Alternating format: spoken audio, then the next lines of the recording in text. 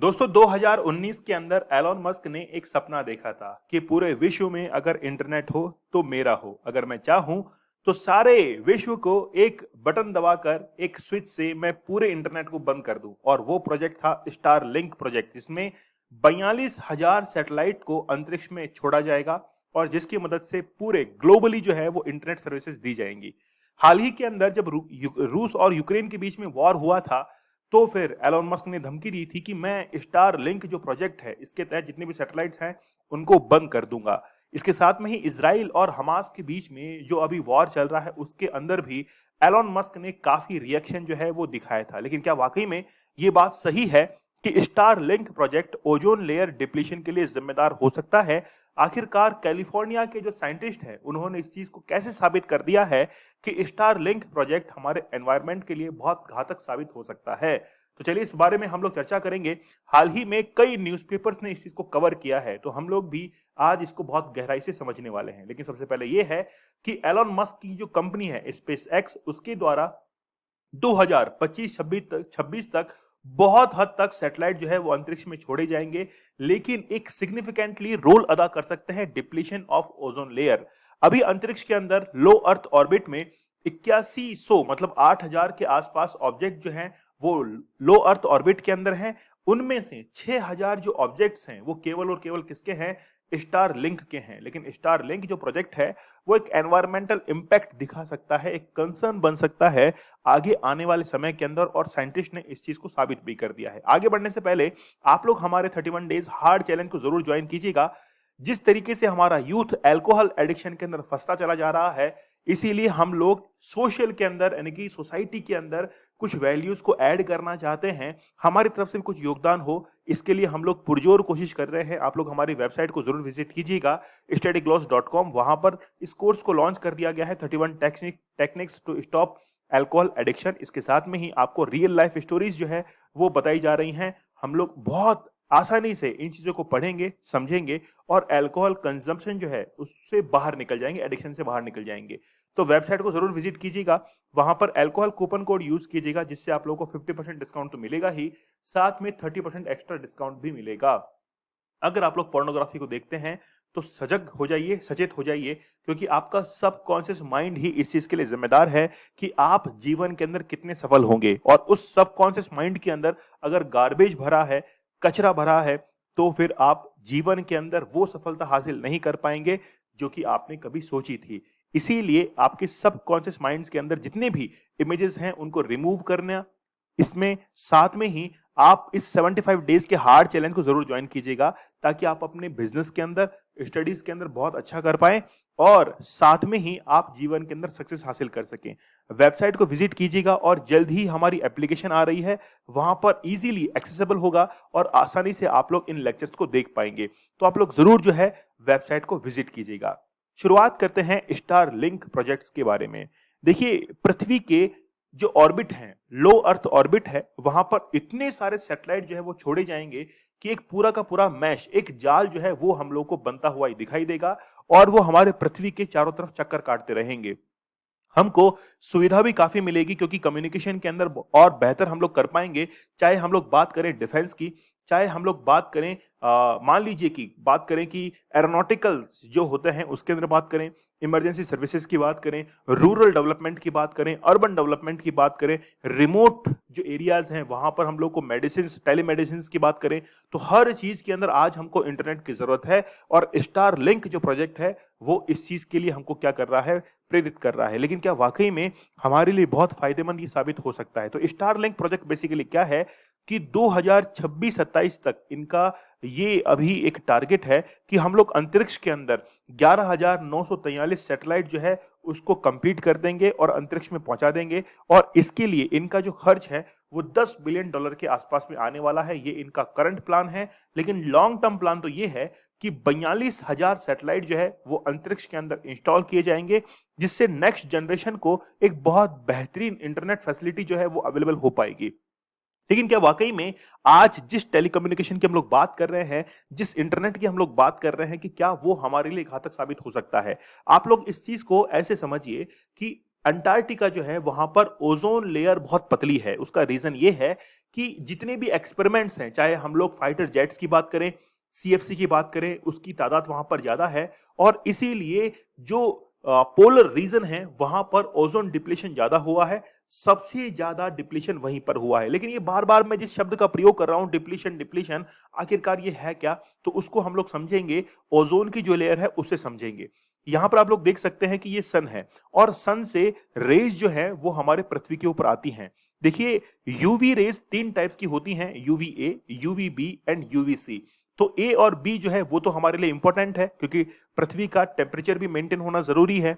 अगर टेम्परेचर नहीं इंक्रीज हुआ तो ग्लेशियर जो है वो जम सकते हैं। एक नॉर्मल स्टैंडर्ड टेम्परेचर जो है वो भी मेंटेन होना जरूरी है। लेकिन ये जो आप लोग देख रहे हैं यूवीसी, ये हमारे लिए बहुत घातक साबित होती है। तो अल्ट्रावायलेट रेज के अंदर जो टाइप सी है वो हमें, जैसे स्किन का कैंसर है, वो डिजीज दे सकती है। इसलिए यूवीसी जो रेज हैं इनको रोकने का काम किसका है, ओजोन लेयर का है। अब ये जो आप लोग लेयर देख रहे हैं ये लगभग लगभग 10 से लेकर 40 किलोमीटर तक होती है। लेकिन होती कहां पर है, आप लोगों ने देखा होगा स्ट्रेटोस्फीयर, जिसको हम लोग समताप मंडल भी कहते हैं, उसी का एक पार्ट है ओजोन लेयर। जब भी हम लोग ओजोन लेयर की जो थिकनेस है इसको मेजर करते हैं तो डॉप्सन के अंदर करते हैं।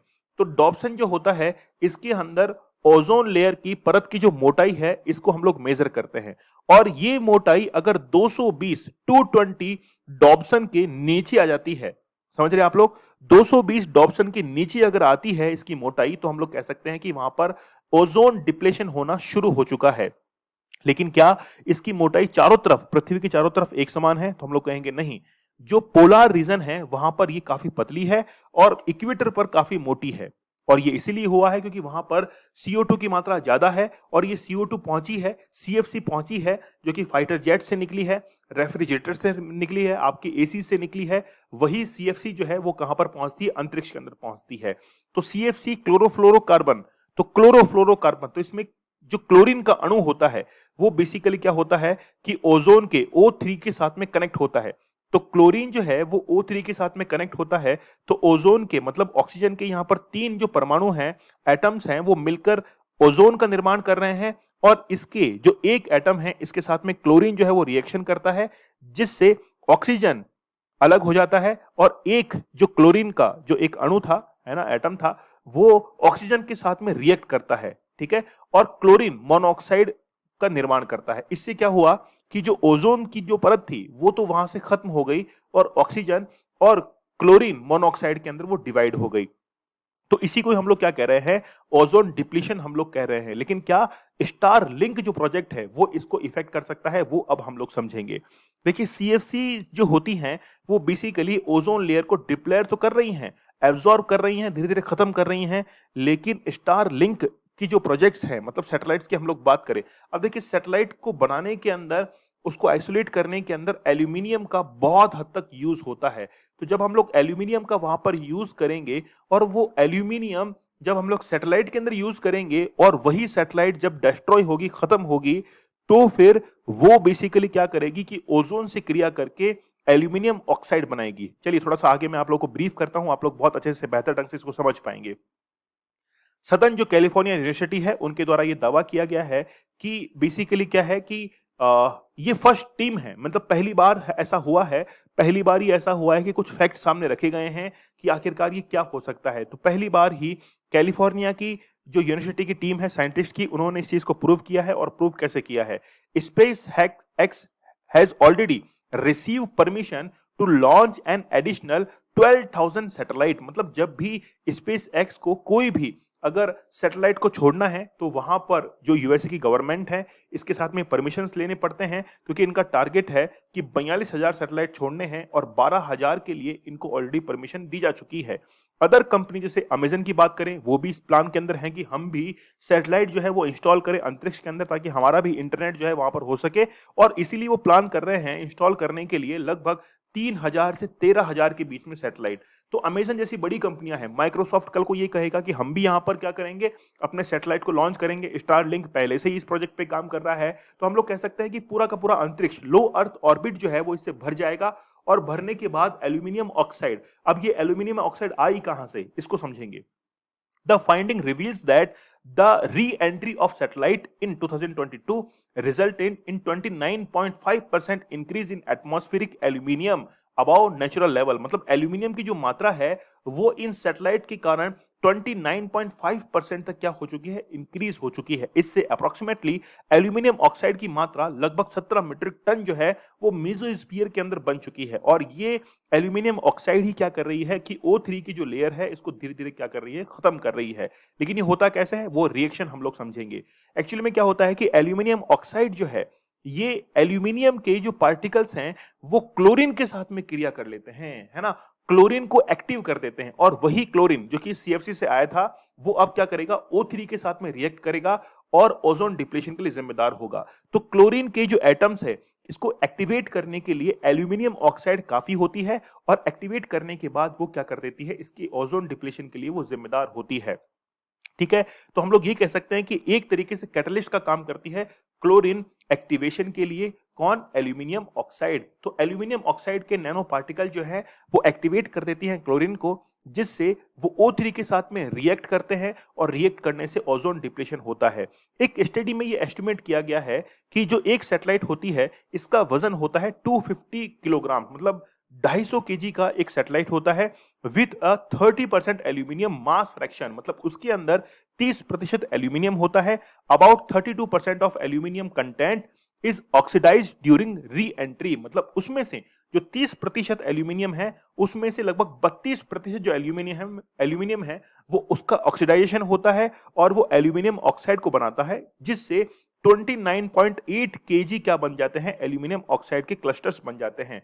तो ये तो केवल एक सैटेलाइट की बात है। अगर ऐसे 42,000 सैटेलाइट हो तो कितनी एल्यूमिनियम ऑक्साइड जो है वहां पर क्रिएट होगी, जो कि क्लोरीन को वहां पर एक्टिवेट कर देगी, जिससे कि O3 की जो लेयर है वो पूरी तरीके से समाप्त हो जाएगी। तो आप लोग देख सकते हैं कि इसी कारण स्टारलिंक प्रोजेक्ट जो है इसके लिए बताया जा रहा है कि ये पूरी तरीके से ओजोन लेयर जो है उसकी जो मोटाई है, जिसको हम लोग डॉप्सन में मेजर कर रहे थे 220 के अंदर, उसको धीरे धीरे कम कर देगी और उसके अंदर क्या कर देगी, डिप्लीशन करना शुरू कर देगी। आई होप आप लोग इस चीज को समझ चुके होंगे।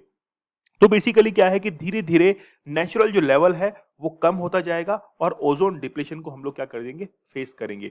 इन 2022 all reentry satellite together added 41.7 metric tonne of aluminium. मतलब 2020 तक की अगर हम लोग बात करें, जो भी सैटेलाइट, अब ये री एंट्री जो शब्द काम में आ रहा है वो लो अर्थ ऑर्बिट के अंदर काम में आ रहा है। तो लो अर्थ जो ऑर्बिट है वहां पर सैटेलाइट एंट्री करती हैं और ड्यू टू ग्रेविटेशनल फोर्स वहां पर जलना शुरू हो जाती हैं। अब ये जलती कैसे हैं, देखिए कि कोई भी सैटेलाइट है अगर वो लो अर्थ ऑर्बिट के अंदर है तो वो रोटेट करती है, घूमती है ना, पृथ्वी के चारों तरफ घूमती हैं, और घूमते घूमते उनके अंदर क्या हो जाती है, जो फ्रिक्शन होता है उसके कारण आग लग जाती है, और आग लगने के कारण वो नष्ट हो जाती है, जिससे एल्यूमिनियम ऑक्साइड जो है वो बनता है। तो इसकी मात्रा जो है उसका लेवल 29.5% के आसपास बढ़ जाएगा, जिससे एटमॉस्फेयर को काफी खतरा होगा। तो इसीलिए साइंटिस्ट ने ये कहा है कि स्टारलिंक जो प्रोजेक्ट है वो कहीं ना कहीं ओजोन डिप्लेशन के लिए जिम्मेदार होगा और धीरे धीरे क्या कर देगा, उसको नष्ट कर देगा। आपको टॉपिक क्लियर हो चुका होगा।